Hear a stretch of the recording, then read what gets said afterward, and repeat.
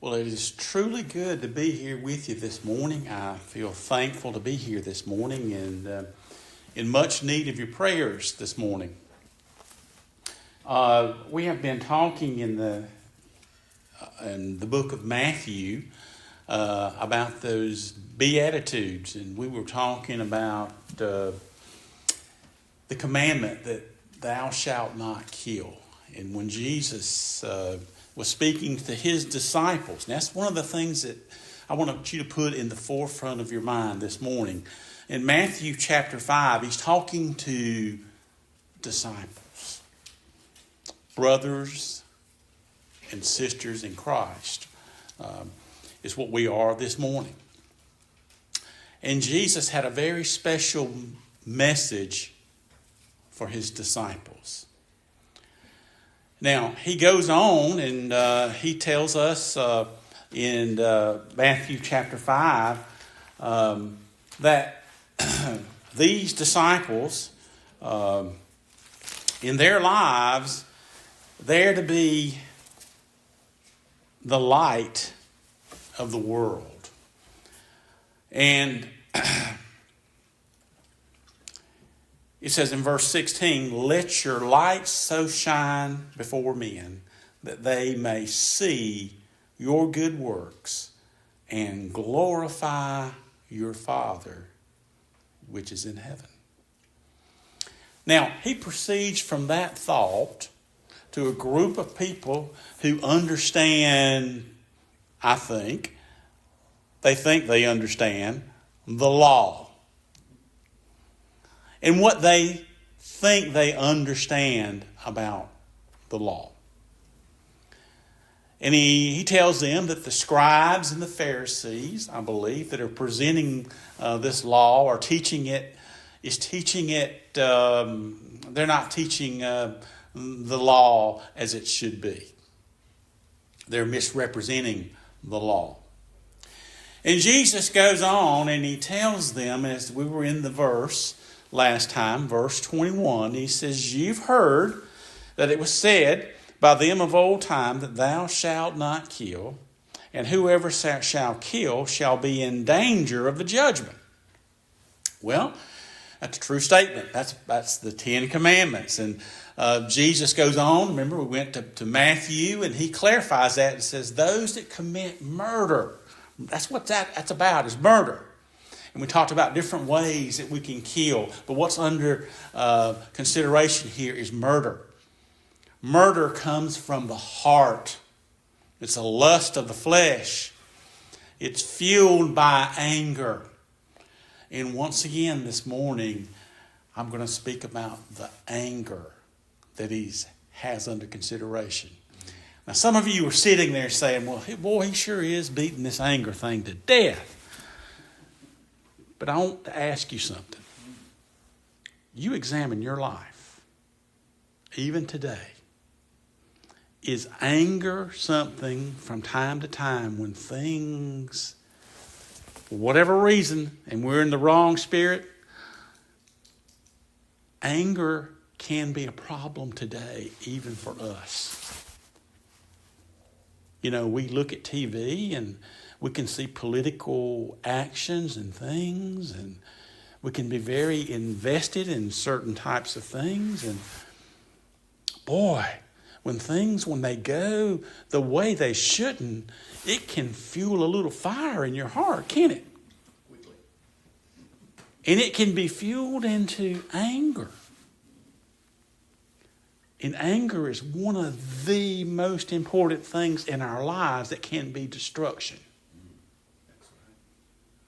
And you know what?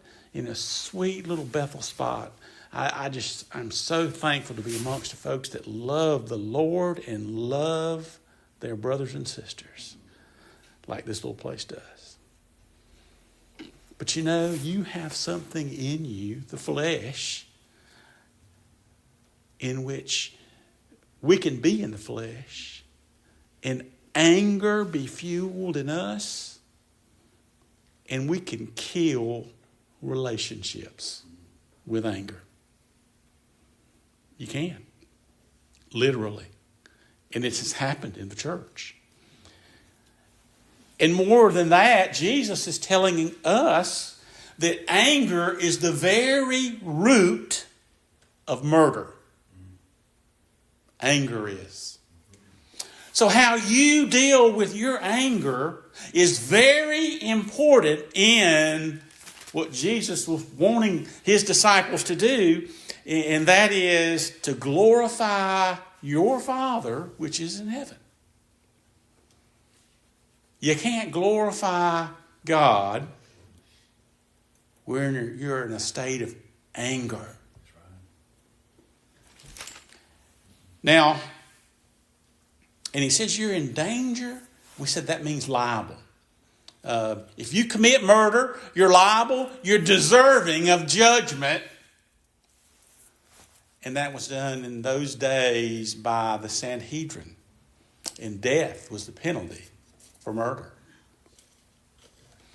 Now, he goes on in verse 22 and he says, but I say unto you that whosoever is angry. Now, that's the cause. Jesus is wrapping up this murder, and he says the reason murder happens is because of anger, and anger is in your heart. And look what he says. But whosoever is angry with his brother. Now, he didn't say whoever's angry with that guy downtown that did whatever. He's talking about who's ever angry with his brother. There's a relationship there. And I understand it. He's talking to disciples. In the church, we have brothers and sisters. You ever notice how we all the time call each other by that name? Brother so-and-so and sister so-and-so. And you know what? If you don't put the brother or sister there, you've incompletely called out their name in the Lord's church, because they're brothers and sisters, and we're always to remind ourselves that is so.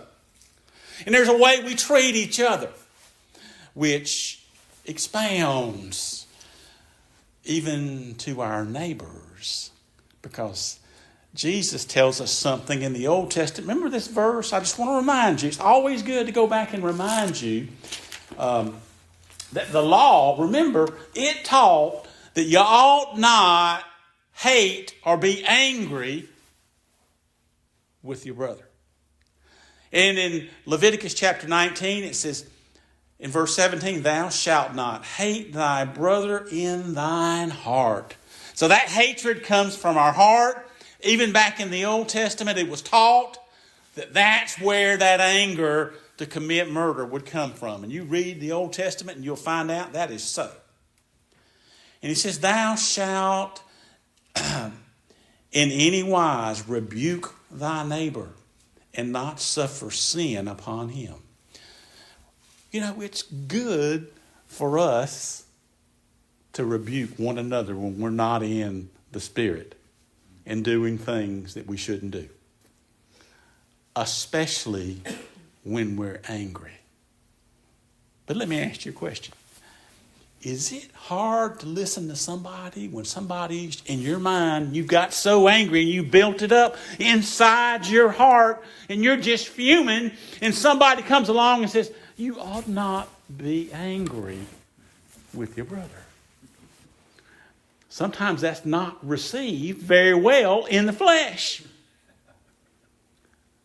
But Jesus is going to tell us something in this next verse. He said, thou shalt not avenge. What does anger drive you to want to do? It wants to drive you to action, right? And that action is to avenge something. And he says that ought not be the case for you toward your brother. Now, we're going to go in and talk about some causes. Sometimes there's a cause to get angry, and sometimes there's not a cause to get angry. And Jesus is going to plainly state that for us. Now, it says, not to bear any grudge against the children of thy people, which our people, brothers and sisters in Christ, is what we have today or this morning.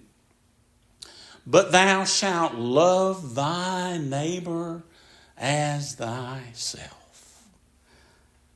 I am the Lord. He says you're to exhibit love to one another. Now,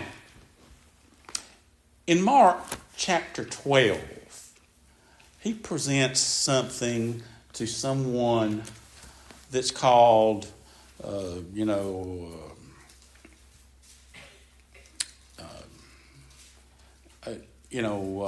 scribe is what he is, a scribe. And they were having this debate. And Jesus, in verse 29, answered this scribe. The scribe was wanting to know which is the first commandment of all. What is it? And it's a scribe asking the questions. Now, who is in Matthew chapter 5, Jesus accusing of misrepresenting the law? Scribes and Pharisees. Okay? So he's trying to set the record straight with this scribe. And Jesus says, the first of all the commandments is, Hear, O Israel, the Lord our God is one Lord. And thou shalt love the Lord thy God with all thy heart, and with all thy soul, and with all thy mind, and with all thy strength. This is the first commandment. I'm going to go ahead and read the second one and then talk a little bit about these. And the second is like, namely, this: Thou shalt love thy neighbor as thyself. There is none other commandment greater than these. So he, in essence, tells this scribe, you can break the 10 commandments down into these two.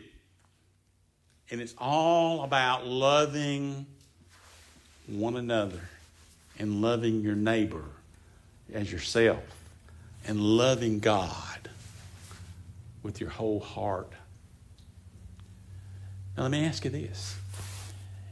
Is loving God something that everyone can do?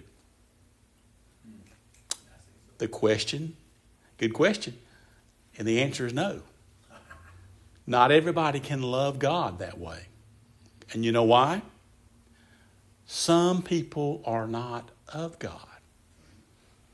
They're not His, He are not the ones that were purposed before the foundation of the world, that Jesus Christ died on the tree of the cross. They are not capable of acting in love to one another. So what do you think anger is going to be in their life? Is it going to rule their life when something happens they don't agree with? Or anger is going to rule in that person's life, isn't it? But what about a child of God? Yes, you have a nature that's flesh that can get just as mad and angry as anybody. But you also have a spiritual nature. And Jesus tells these disciples that if you exercise that spirit inside of you, you can be blessed. And you can glorify me.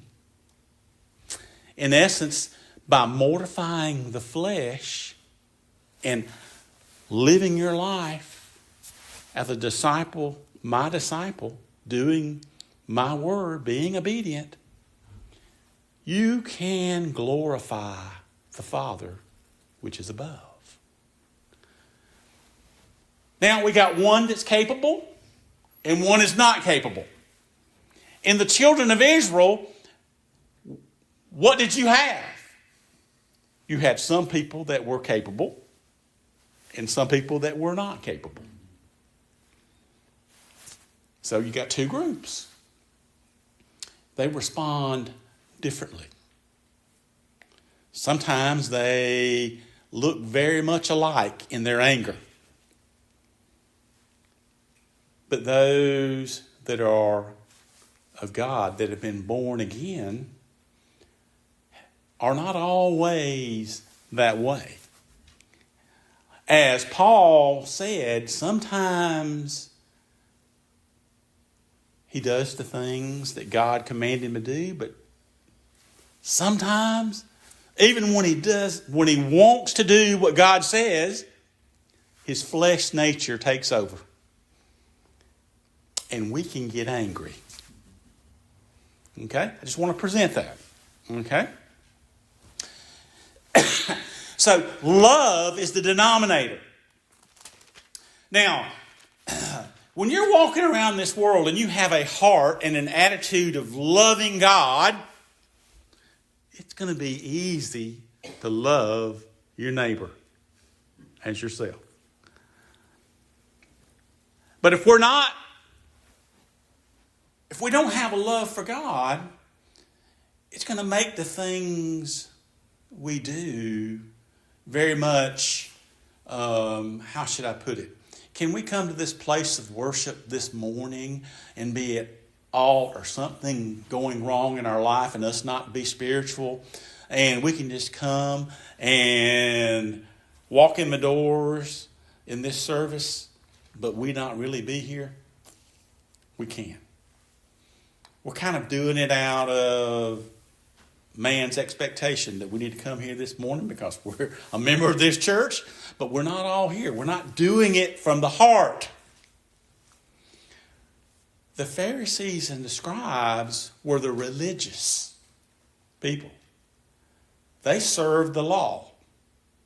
It was not because they were children of God.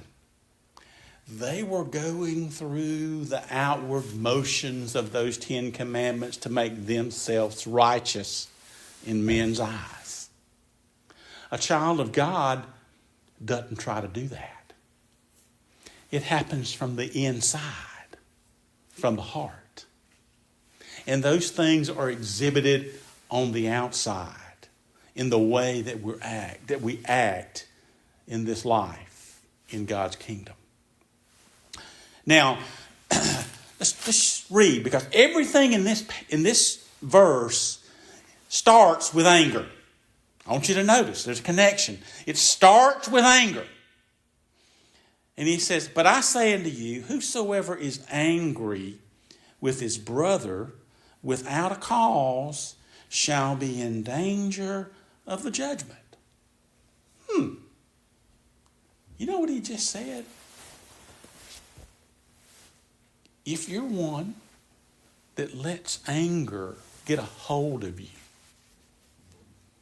and simmer and make you act in a fleshly way against your brother and sister, you don't have to kill them, but you're angry in your heart, which causes those actions to happen. You're just as liable, deserving of judgment, just like that one that committed murder. Because the anger is the same thing that causes our members to commit those evil crimes. So now that's pretty staunch, isn't it? You can be guilty of murder, angry at your brother. And Jesus says that if we were looking at the law correctly, you'd be in judgment. And there's amen to that. If we could do away with anger in our hearts, oh my goodness, there'd be a lot of things in this life that would look different. Now, I want to give you some examples because the Bible's full of examples. And I can talk about these things all day and try to apply them to you. But I want you to see them as presented in the Bible that actually reinforce these verses. Okay? Now, what I want to do is go back to Genesis chapter 4. And I want to look at the first murder that ever occurred and look at how that murder occurred.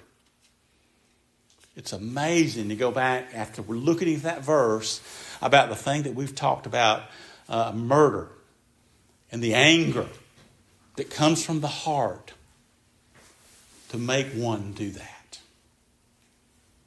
And there's two types of people in this world. There's some that love God, and there's some that do not love God.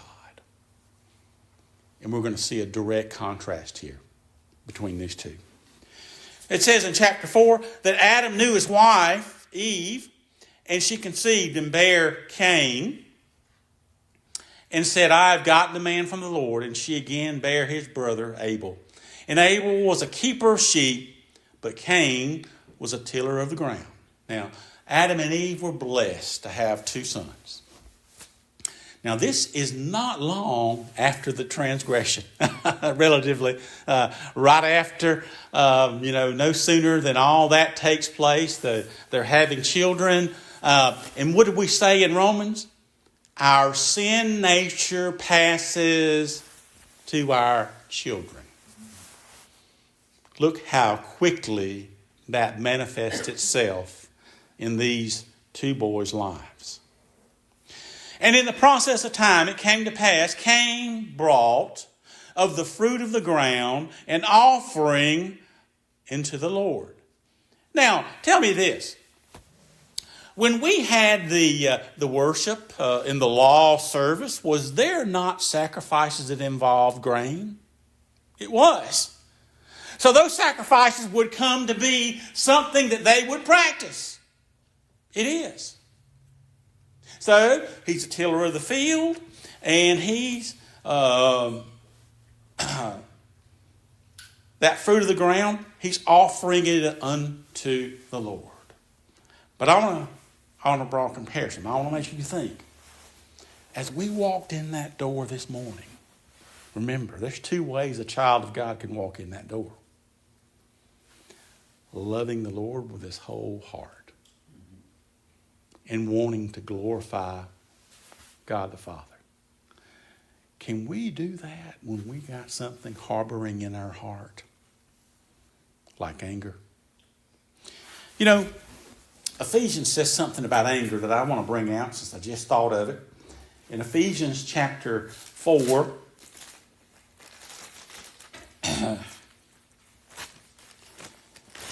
in verse 26, it says, Be ye angry and sin not. Now, that's a true statement. Are you going to be angry in your life? You are. It's an emotion that we all go through. If you say, I never get angry, I'm going to watch you. Because if I can't believe that, there's some other things you might do that I might not believe too. So, anger is a part of our human nature. With our spouses, our, children. Tendency to get really upset sometimes, angry sometimes. But it says, be careful, it says, be ye angry and sin not. That means that when you get angry, you're to deal with it. You're to deal with it. If you don't deal with it, there's destruction on the horizon. Remember, anger can kill family relationships, sons and daughters, fathers and sons, mothers and daughters. Can kill relationships. Anger can. And it says, let not the sun go down upon your wrath. What happens to anger when you let it stay in your heart and you don't deal with it?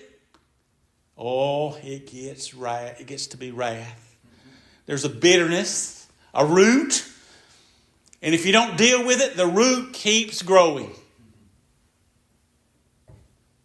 And he says, if you have anger, you need to deal with it quickly. Now, how quickly? He says before the sun goes down. And that's always best. You know what? You give me a person that gets angry, and you're going to get angry, that can deal with it.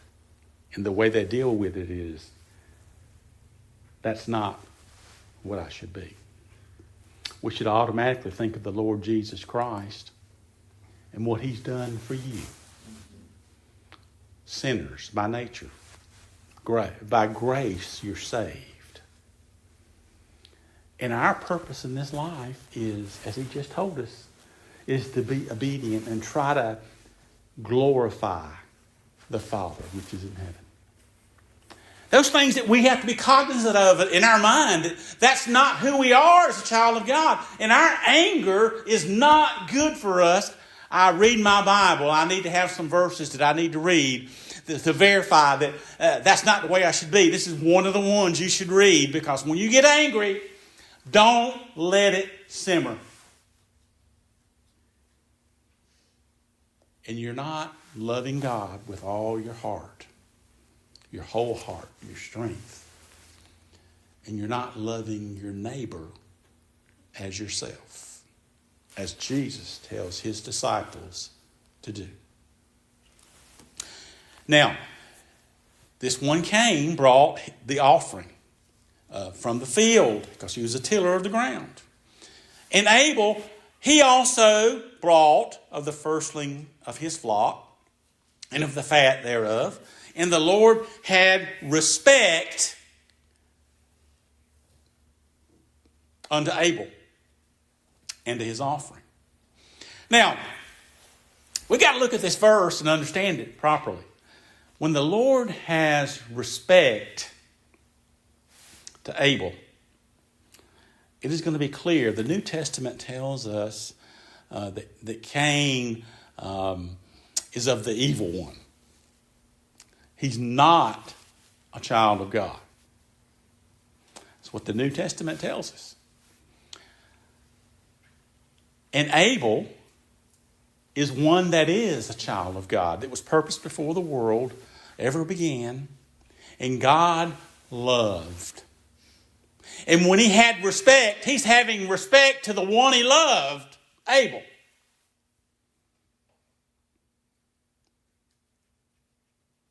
And you know what?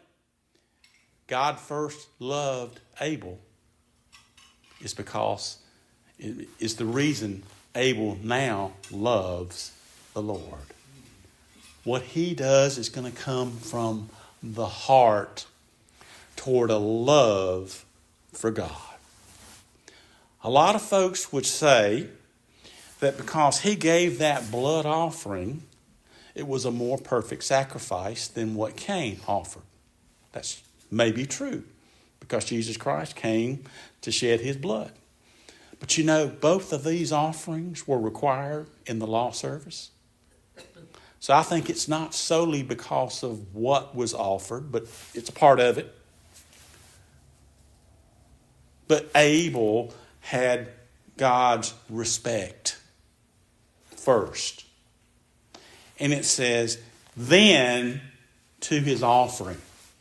So the first thing was that he loved Abel. And I believe it talks to the way that he brought that sacrifice to the Lord that day. Now, but unto Cain and his offering, he had not respect. I believe Cain brought that offering not from the heart of an obligation, is what he brought that sacrifice. He didn't bring it with love for God in his heart. Think about it, because this is talking about respect. Now, in the New Testament, it says that God is not a respecter of persons. And that's true. That's true. It says, well, how can that be true? Well, read Revelations. He had no respect when he went to every nation, every tribe, every tongue, and chose his people. So, but he is a respecter of his people. And he shows that in these verses to us. Now,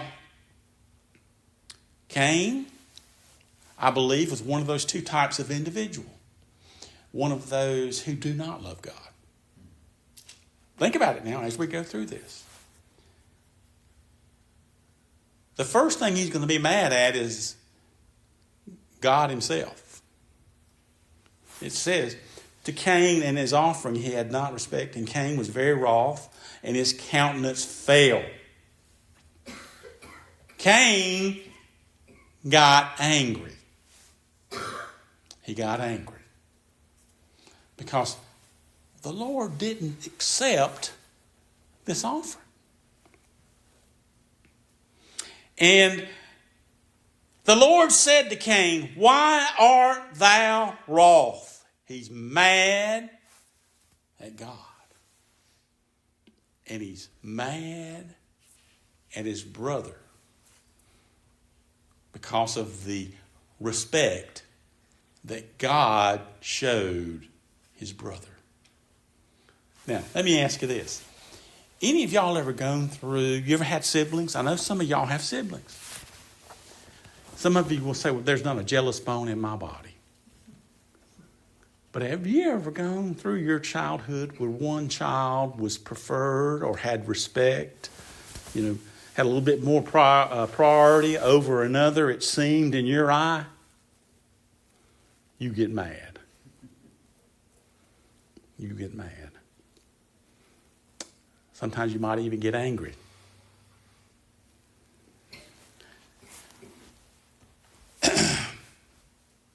And the Lord says to Cain, "Why are you wroth? Why are you angry?" Because anger in his heart is bubbled up. There's only two things involved in it. He's offering the sacrifice to the Lord first. And one gets accepted from his brother, but his is not. And he's mad. God did not only look at the sacrifice, he looked at the heart of the one bringing the sacrifice. You see that this morning?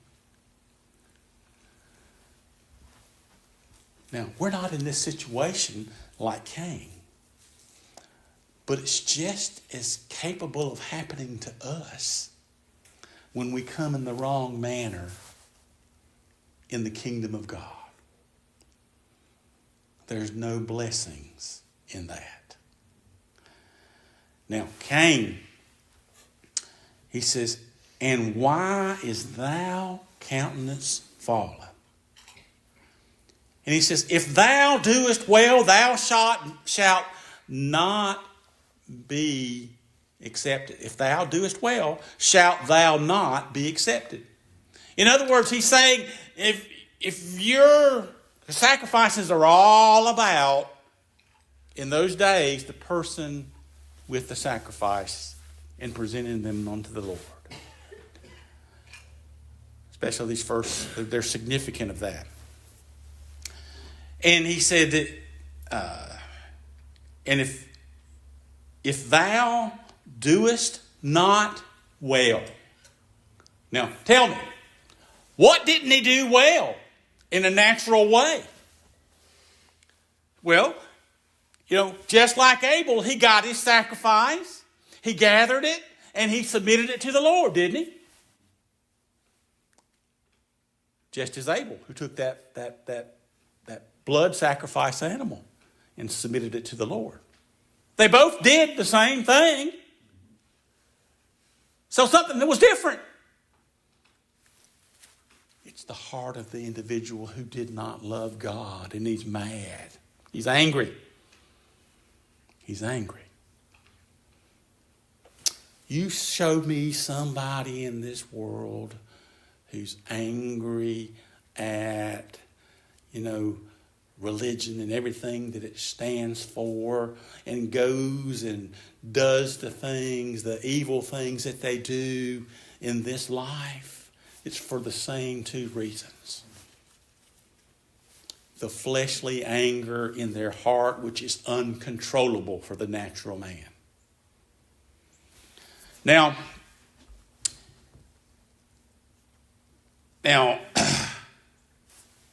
he says, if thou doest well, thou shalt not be accepted. And if thou doest not well, sin lieth at the door. Well, tell me, in the New Testament from the last sermon, I hope you were listening, where does that sin start? In the heart. Does it start with the natural heart or the spiritual heart? The natural heart of man. And he's telling this man, your sin lieth at the door, coming from your natural desires against me. And that's not well. And Cain talked with Abel, his brother. And it came to pass when they were in the field that Cain rose up against Abel, his brother, and slew him. Bible says killed, but that was murder. Murder. Intent in the heart. From an anger that had grew and manifest to wrath to these members. In which from the rage in the heart, the members carried out murder. To satisfy the fleshly anger that was against God and his brother for being favored of God. Now, was there a cause for Abel to be slew or slain? There was not a cause. Other than the anger, the jealous anger of his brother. Which is the fleshly desires of the flesh, in which those things proceed sin from the heart.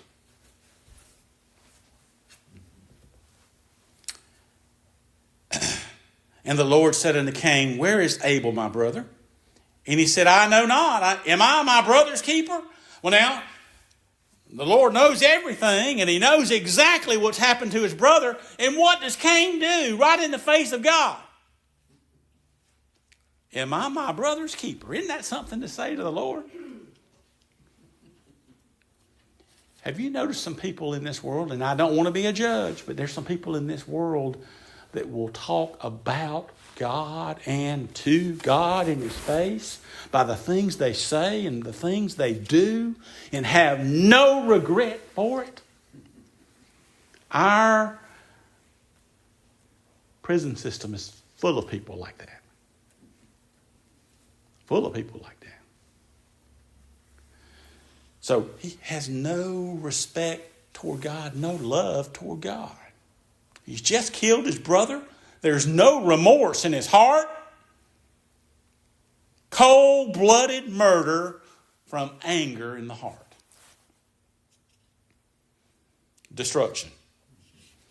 And he says, why, what hast thou done? The voice of thy brother's blood crieth unto me from the ground.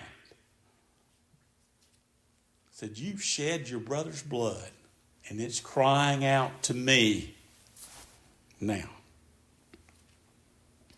And now art thou cursed from the earth, which has opened her mouth to receive thy brother's blood from thy hand. This man was cursed. Now, that may be harsh in your eyes to look at it, but I challenge you to go back and read this and tell me when you read it that it reminds you of Romans chapter 9. Except Romans chapter 9 talks about Jacob and Esau. You know what? Esau almost seems like a pretty good man compared to what this man's done. Doesn't he? Doesn't seem to be near as bad or evil. But the Bible tells us that same truth about those two boys. Jacob have I loved, but Esau have I hated. It's all about love in their heart for God, which one had none. And the things they did that on the outward surface that may have looked like they were being obedient, in the heart they were not. reminds you of the Pharisees and the scribes in Matthew chapter 5. Just like that. Now it says, don't be angry without a cause. Are there times in your life that you get mad at somebody and there's really not a cause? It's because your pride has been damaged and you're angry about it. And it festers and goes to wrath and bitterness. And if you don't deal with it quickly, it will grow. You know the old adage, just sleep on it, it'll be better in the morning. That's not always the case. Sometimes it is. Sometimes you can see it better. And you know what? I don't know if this is literal, the sun go down, but it sounds like it's very literal to me. But in some people's lives, everybody's different. I've had things happen to me today that when I think about them tomorrow, I laugh at them and I say, you stupid. Why did you act that way? You ever done that? But there's some things that carry with me till tomorrow. And the next day. And the next day. And they don't get better. Some of you know what I'm talking about. And that's a bad place to be. Now, the next person I want to talk to you about is a king.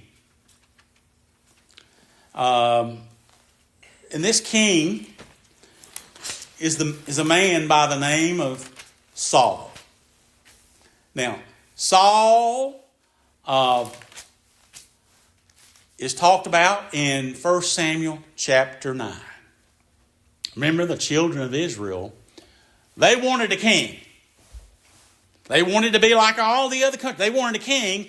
They wanted a man in stature that could lead them in battle and help them defeat their enemies.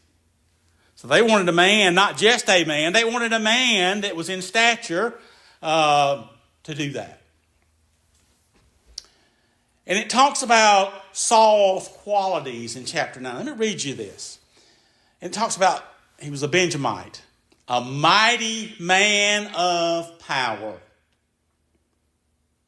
And he had a son whose name was Saul, a choice young man and a goodly, that means superior.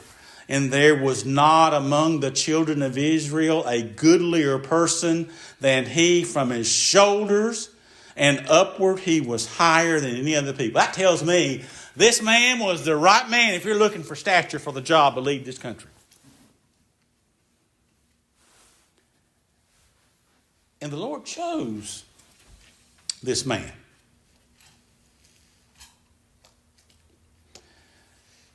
And in verse 21, Saul was looking at himself. I'm just kind of skipping some verses to give you the depiction of Saul. Saul was a child of God. He was a child of God. And the Bible supports that.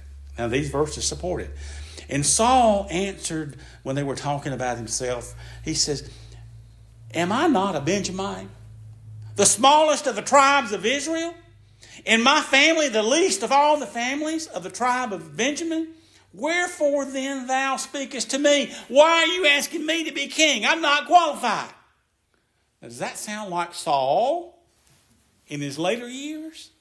No. He thinks of himself as being very, very small. That's a quality of God's people, to think of themselves not higher than they should. Now, in verse 6 of chapter 10, it says this. And this is about pertaining to Saul. And it says, and the Spirit of the Lord will come upon thee. That's what he's being told by Samuel. And thou shalt prophesy with them, and shall be turned into another man. You're going to be transformed, Saul. And the Spirit of the Lord is going to be the cause of your transformation. You see that? The Lord's with him. In him. God's choice. And it says in verse 9, and it was so when he had turned back to go from Samuel, God gave him another heart. And all those signs that day came to pass. And when they came thither, the hill, the company of prophets met him, and the Spirit of God came upon him, and he prophesied among them, which he could not do as a natural man. He's prophesying of God. So he was a man that the Lord had blessed. Now, this is a brave man. And he went out and he led them in battles. But I want to take you to a time in 1 Samuel chapter 17. When there's a group of people called the Philistines attacking the people of Israel. And there's a man by the name of Goliath leading the Philistines. This man is a giant. And nobody on Israel's side wants to have anything to do with him. But he's attacking God's people, the children of Israel. Now, remember, the verse that I'm coming from in Matthew chapter 5 is there a cause? Well, sometimes there's a cause to be angry. And we're going to go and see what kind of anger should be displayed when that happens. Well, nobody there, not even their king, would go out to address this man Goliath. When he came, and for days he said, send me somebody to represent your nation, and the winner of this battle will serve the other. Now, if Saul, we just established he's a child of God, if he had faith in God in his heart, that God would deliver him, would he not have accepted that battle? He would have, wouldn't he? But he did not, because his heart was faint. He didn't trust in the Lord. In other words, in his heart, there was not a cause for me to sacrifice my life with this Philistine to represent this great nation of God's people. But there was a little bitty shepherd boy, David, that had been anointed king because of some misgivings, because the Lord had taken his position away. He was still in the position, but the Lord was no longer with him. And David had been anointed king. Now,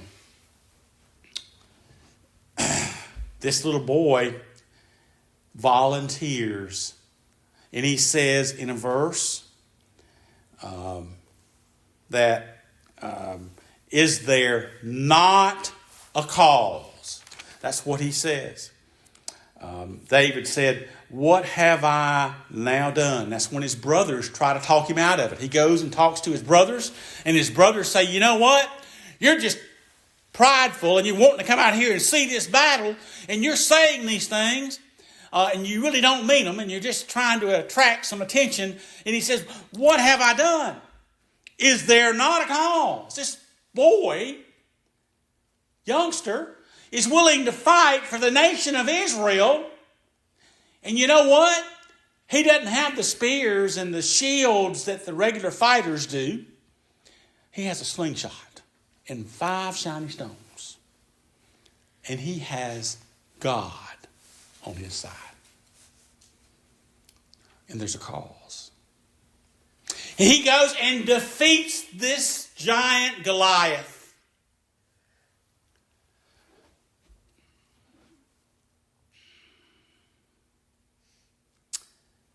And we find out in verse 18, the people saw this victory. And Saul is not in a very good frame of mind.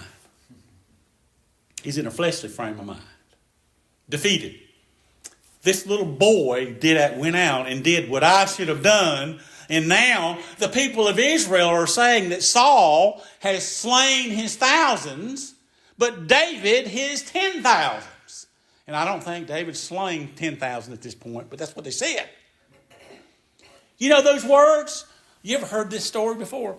Sticks and stones may break my bones, but words will never hurt me. Is that true? It is not true. Words hurt you. And you're not being truthful if you say they don't. And they hurt this man Saul. Hurt him to the point that Saul wanted to kill David. Went to the point of wanting to throw a javelin at him and kill him. His anger was against the one who delivered the nation of Israel from the Philistines. In which David says, that's our cause. The fight for the living God of Israel. But his anger whittled away with him, and he hated David from that day on. And he found ways to try to kill him all his days. And Saul was destroyed by his anger. Saul was destroyed by his anger. Even though he was a child of God, he let anger enter into his heart. He didn't deal with it. And it ended up being his destruction. Jesus is telling these disciples, you don't want that to happen to you. And indeed, we shouldn't let that happen to us this morning or in our lives. If we always keep those two commandments of loving our God with all our heart and loving thy neighbor as thyself, we won't have to worry about that destruction that was bestowed upon a man, a great man, King Saul, in the Old Testament. Thank you this morning.